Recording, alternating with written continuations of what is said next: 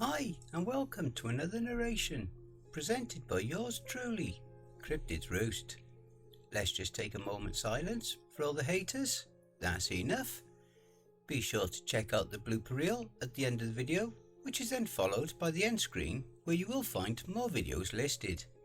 So grab your coffee, sit back and enjoy the show. And don't forget, where fear is, happiness is not.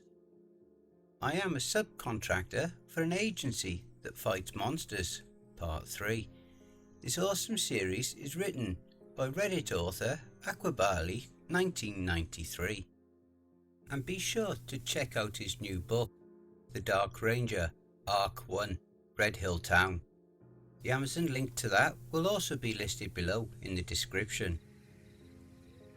The SUV took me to a farmhouse after a 2-hour journey. Once there, the men in the black suits told me to head on inside. As I approached the door, I noticed that other vehicles sat upon the grassy patch before the fields of corn began. I entered the building only to be greeted by the British guy who had been waiting for my arrival. "Glad you got here in good time. The others are waiting." "Others?" I asked. "Yeah, you're going to need a backup where you're going," he sighed, before taking me into a large room where 2 men and a woman sat around a large wooden table.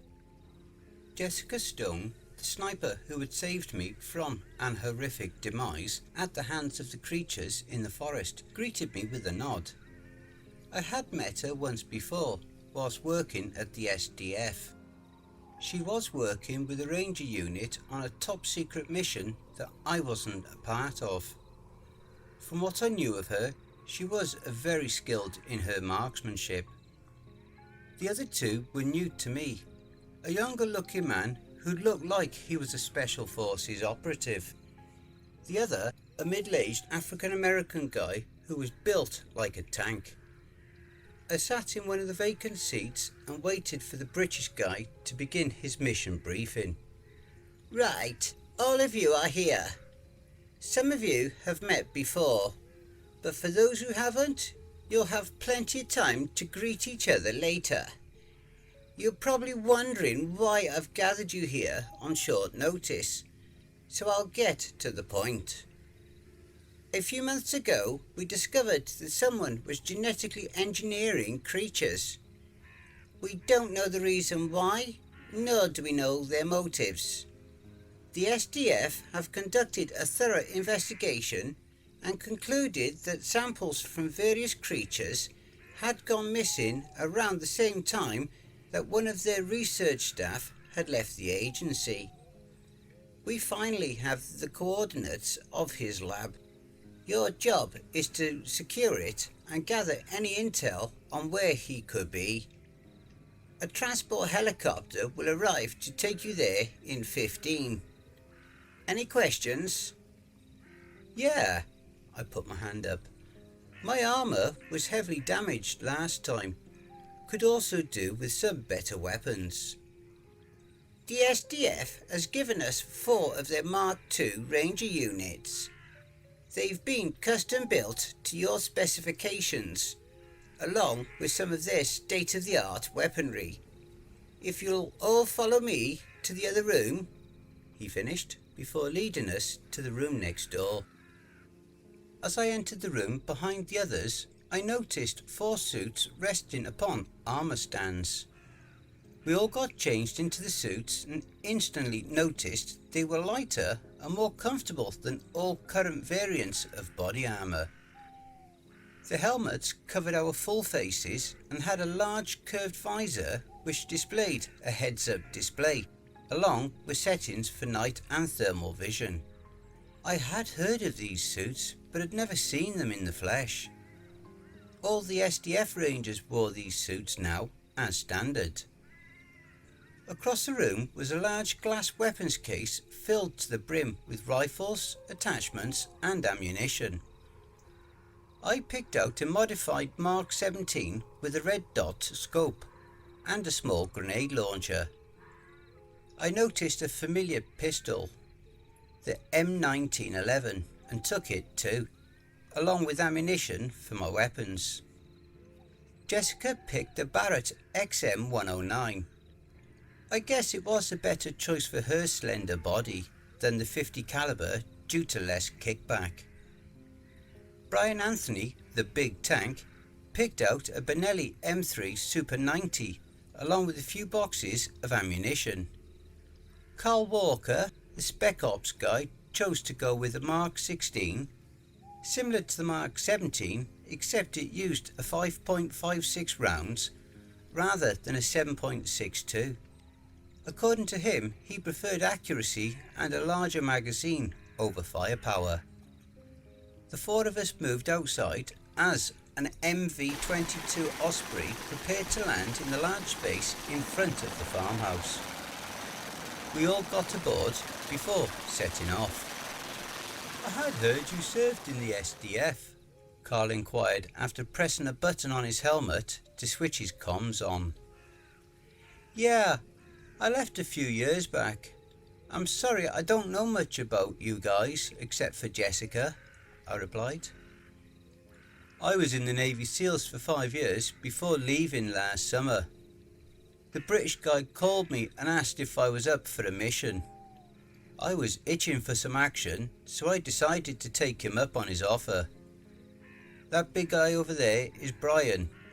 We both were in the same unit back in the Navy. He's a decent guy, although can be quiet sometimes. He'll be alright once he gets to know the two of you. By the way, who's the girl?" "That's Jessica, an expert sniper. Saved my ass a few months ago while I was on a mission." "Awesome. Do you know how long until we get there?" "No idea. I hope we get there soon. I need a piss," I jokingly laughed. An hour passed.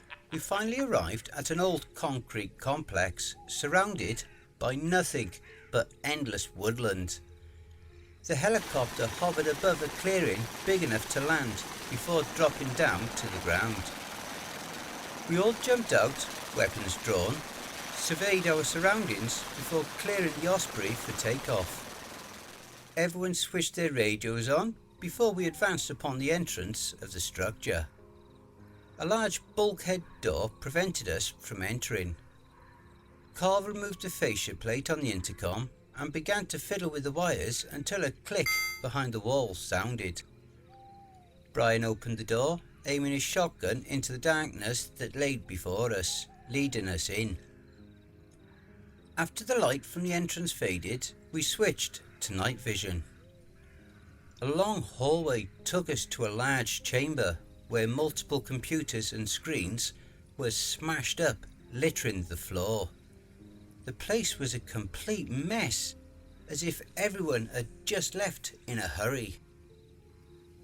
"Whoever was here left in a hurry and destroyed their equipment," Carl said. "Yeah, unless something went wrong with their experiments." "Keep your eyes peeled and weapons at the ready," I said, turning to face another open door that leads deeper. We entered and discovered 5 lifeless bodies of research staff that had been torn limb from limb, covered in puddles of dried, crusty, decayed blood. The disgusting aroma that filled the air was 100 times worse than the horrific sight before us. I observed the bodies closely, trying to figure out what we were dealing with. That was when a loud screech emanated from one of the connecting rooms, followed by a plethora of growls, howls and unnatural sounds. "Shit! We've got company. Ready your weapons, aim for the heads and keep your distance," I warned the others as the bloodthirsty creatures closed in on our position. I switched my weapon into the burst fire setting and waited for the enemy to appear. And I hope you all enjoy the following blooper reel. As I entered the room behind the others, I noticed 4 suits resting upon armor stands.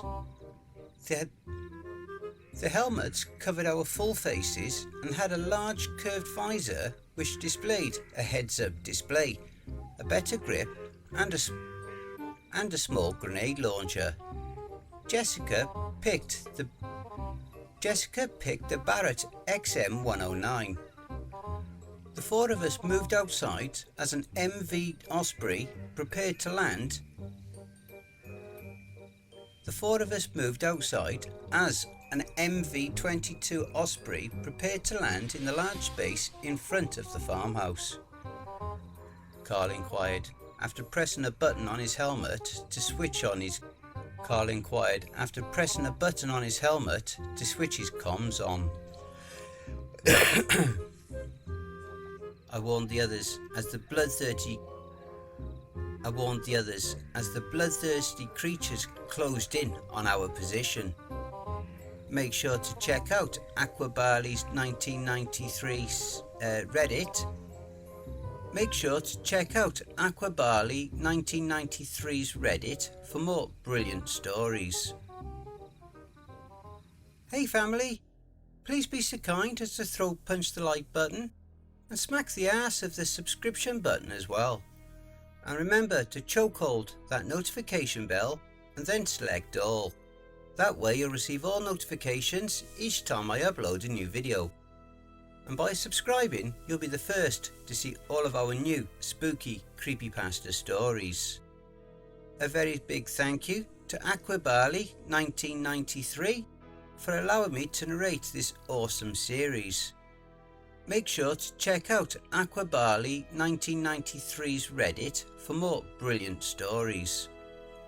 Also, be sure to check out the Aqibali1993 playlist here for more of their stories that I have already narrated. I would just like to say a very big thank you to all of the authors that I have worked with and all the ones that I will work with in the future. So thank you all, my brothers and sisters. And why not hashtag cryptidsroost in your comments. If you would like to support the channel, I have an account at buymeacoffee.com. You can send your coffee donations, big or small, to that site. Link is below, or via paypal.me/cryptidsroost. And don't forget to check out the end screen, see above, that will also list more videos in my back catalogue. Take care everyone, and I hope you all have a wonderful and peaceful night. And don't forget, where fear is, happiness is not.